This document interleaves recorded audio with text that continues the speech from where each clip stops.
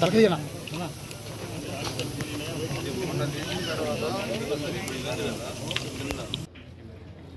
అది కూడా మొత్తం పోవాలి.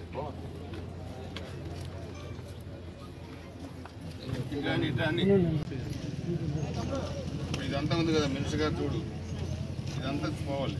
ఇది మీకు తీసినట్టు కాదు. మీకు ఇంత ప్రాబ్లం ఉన్నా కానీ ఇంకా వస్తున్నట్టే కొద్దిగా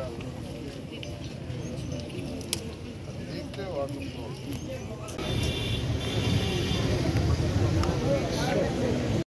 వాళ్ళు కన్స్ట్రక్షన్ జరుగుతుందని అది వదిలేస్తుంది. మాకు పడే కష్టాన్ని ఉంటుంది.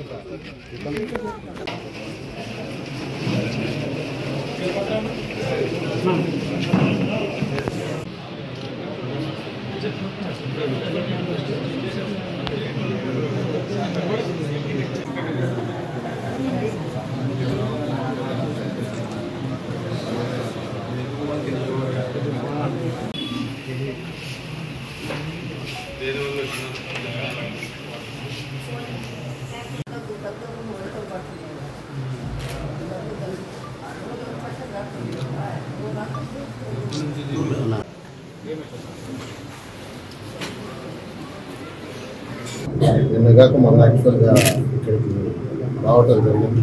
ఆ రోజు యాక్చువల్గా హాస్పిటల్లో విజిట్ చేశాను.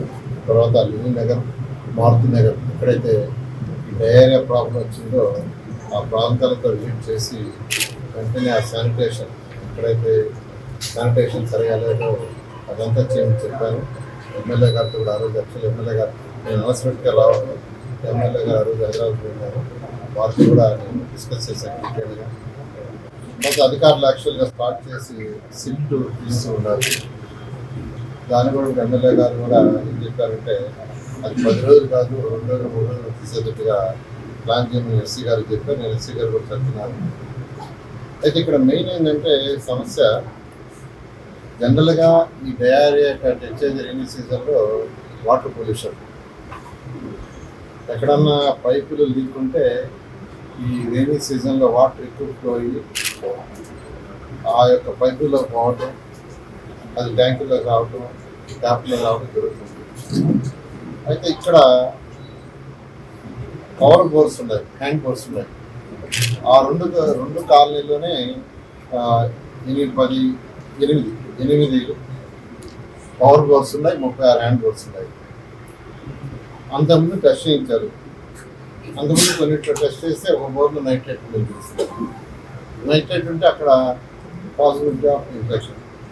నేను మొన్న వచ్చినప్పుడు మళ్ళీ యాక్చువల్గా బెటర్ ఇంకొక ల్యాబ్లో అన్ని బోర్లు చేయించుకున్నాను. 10 బోర్లు చేయిస్తే 8 బోర్లలో నైట్రేట్ ఉండట్లేదు. అయితే అవన్నీ క్లోజ్ చేశారు.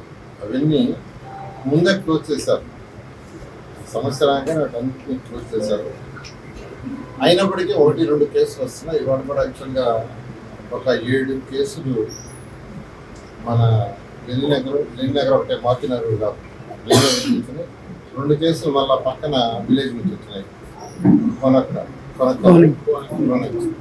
అక్కడ నుంచి 2 కేసులు వచ్చినాయి. అందరూ స్టెబిలిటీగా ఉన్నారు, ఇబ్బంది ఏం లేదు.